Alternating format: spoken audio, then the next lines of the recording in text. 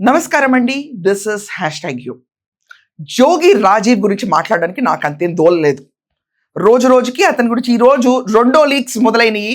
శకుంతల, జోగి, మేఘన మాట్లాడిన కాన్వర్జేషన్, అలాగే ఈ ఎలా చెప్పాలో నాకు అర్థం కావట్లేదు. అంటే ఐఎమ్ వెరీ సారీ, నిజంగా I'm very sorry for Rajiv for the first time.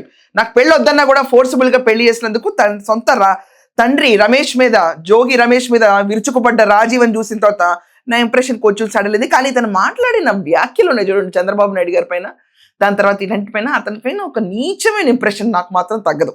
But anyways అవి పక్కన పెడదాం. ఇప్పుడున్న వాస్తవానికి వస్తే, ఇతనికి ఒక ఫ్రెండ్ ఉంది. ఆ ఫ్రెండ్తో ఇతనుకున్న వ్యవహారం ఏంటి, అసలు ఇతను కాపురానికి పనికిరానప్పుడు ఆ ఫ్రెండ్ ఏం చేసుకుంటాడు, అలాగే జోగి శకుంతల మేఘనాని ఏమని బెదిరించింది, ఇది పెద్ద సెన్సేషన్ గా మారింది. ఇప్పుడు అర్జెంట్ గా టైం వేస్ట్ చేయకుండా ఫస్ట్ వాళ్ళ ఫ్రెండ్ కి తనకున్న రిలేషన్షిప్ ఏంటో వాళ్ళ ఫ్రెండ్ మాటల్లోనే వినండి. హార్డ్లీ 4-5 టైమ్స్ అంటే నేను ఎట్లా నమ్ముతా? ఎందుకు అని అంటే సెక్షువల్లీ ఇట్ ఇస్ వాడు కూడా అంత స్పీడ్ గా ఉన్నాడు. వాడు కూడా ఎమోషనల్ ట్రాక్ కోసం అంటే outlet emotionally is connected, but అది లేదు సెక్షువల్లీ అంటే చెప్పమ్మా, అతను అంత ఈజీగా సాటిస్ఫై చేయడం కష్టం. అతను నిజం చెప్తున్నా, అంత ఈజీగా సాటిస్ఫై. అందుకే నాకు అతనితో emotional bonding, not physical bonding.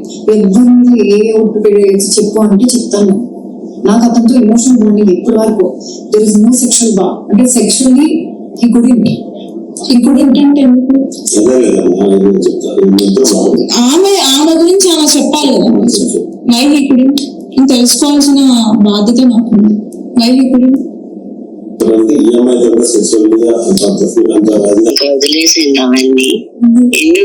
ఇప్పుడు దాకా విన్నారు కదా, ఆ అమ్మాయి చెప్పింది ఏంటి, నాకు అతనితో ఎమోషనల్ బాండింగ్ ఉంది, సెక్షువల్లీ అతను సాటిస్ఫై చేయడం చాలా కష్టం అంటే ఏంటి. ఇప్పుడు మేఘనా గారు చెప్పిన వ్యాఖ్యలతోనే ఈరోజు జోగి రాజీవ్ ఫ్రెండ్ కూడా అదే మాట అంది. అంటే అతను సెక్షువల్లీ ఇంపార్టెంట్, ఏదైతే మేఘన తన ఎఫ్ఐఆర్ నమోదు చేసిందో అదే మాట వాళ్ళ ఫ్రెండ్ కూడా చెప్పింది. నాకు ఎమోషనల్ గా అతను చాలా క్లోజ్, సెక్షువల్లీ సాటిస్ఫై చేయటం మాత్రం అతని వల్ల కాదు, నేను సెక్షువల్లీ అతనితో లేను అని క్లియర్ గా స్టేట్మెంట్ ఇచ్చింది. ఇప్పుడు ఇక్కడ జోగి శకుంతల ఎవరైతే మత మార్పిడి కోసం మేఘన పైన ఫోర్స్ చేసిందో, ఏమండి ఇవన్నీ తప్పు, కొడుకు పెళ్లి చేయొద్దు అన్న ఆకకు నచ్చలేదు అంటున్నాడు. ఏంటో అవన్నీ వింత వింతగా ఉన్నాయి.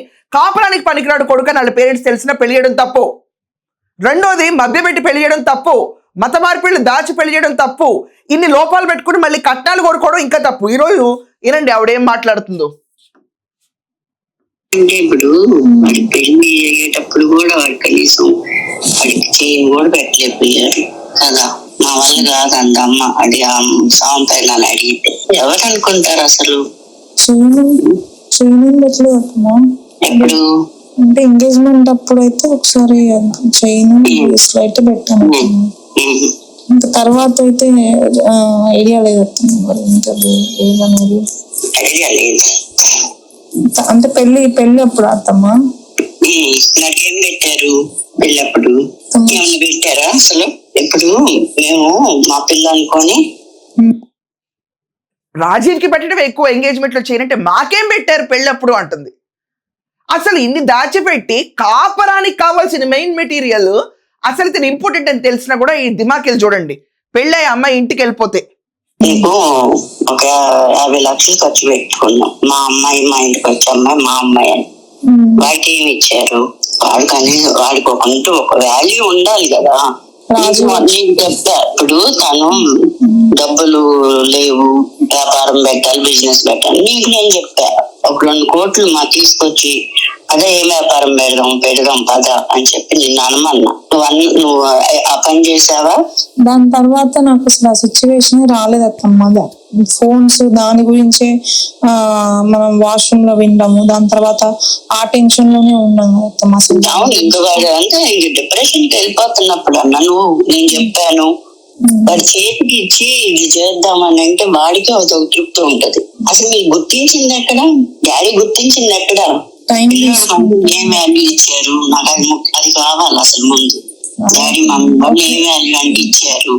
వాళ్ళకి ఒక కారు కొనమని చెప్పారు అంటే సంపాదన అది లేదు. ఒక్కటి అత్తమ్మ, అన్ని మెల్లమెల్లగా అవుతుంటాయి అత్తమ్మ. కాకపోతే మనం మొన్ననే కదా అత్తమ్మ ఇవన్నీ అనుకున్న తర్వాత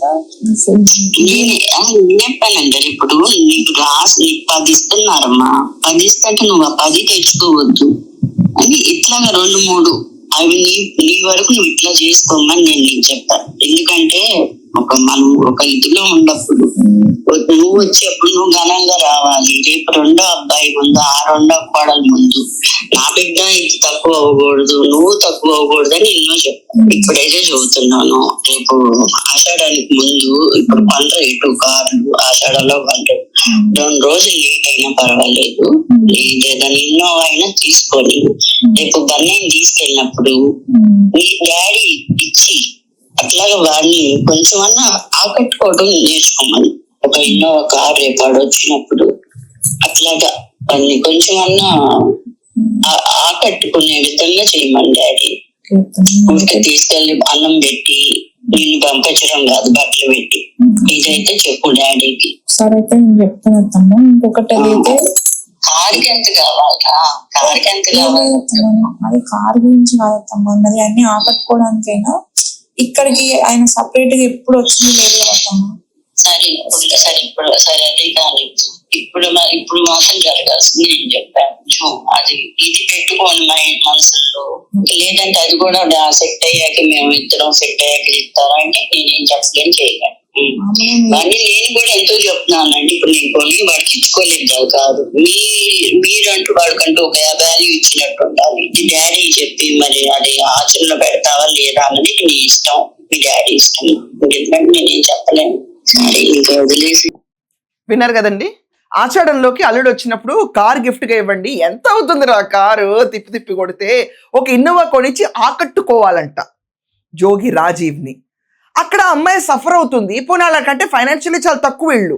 ఈ రాజీవ్ నాకు ఫోటో చూస్తేనే మొహం నచ్చలేదన్న రాజీవ్, కాపురానికి పనికిరాడు అని చెప్పి అమ్మాయి రాసిన రాజీవ్, ఫ్రెండ్ కూడా ఎమోషనల్ బాండ్ తప్ప ఫిజికల్ గా నాకు అతనితో సాటిస్ఫై కూడా చేయలేదని ఫ్రెండ్ కూడా చెప్పిన రాజీవ్, మతం కూడా చెప్పని ధైర్యం లేని రాజీవ్, ఇలా కుటుంబానికి ఆషాఢం కొత్తలుడికి ఇన్నోవా కారు పెట్టి ఆకట్టుకోవాలంట. కారణం ఏంటంటే బాగోదు చూసే వాళ్ళకి. రేపు నా చిన్న కొడుకు పెళ్లి చేస్తున్నప్పుడు నీకేమి ఇచ్చారు అంటే ఈ రాజీవ్కి ఏమీ ఇవ్వలేదు అన్న విషయం బయటపడితే బాగోదు. సో అందుకని ఆకట్టుకోవడానికి కార్లు ఇవ్వు అని చెప్పి శకుంతల మాట్లాడిన మాటలు. మరి ఇంకొక ఆడియో లీక్ మీ ముందుకు సంచలనంగా తీసుకొస్తాం ఈరోజు సాయంకాలం. ఇప్పటిదాకా విని ఆఖరికి వాళ్ళ ఫ్రెండ్ చెప్పిన మాటలు, ఈ రోజు అసలు కొడుక్కి మ్యాటర్ లేదని తెలిసినా కూడా పెళ్లి చేసి మతాలు దాచిన శకుంతల కట్నం అడుగుతుందంటే ఆవిడ గురించి మీ ఒపీనియన్స్ ఏంటి, అసలు ఈ కుటుంబం గురించి మీ ఒపీనియన్ ఏంటి, దీని గురించి ఖచ్చితంగా మీరు రాయండి. That's all for now. Thank you.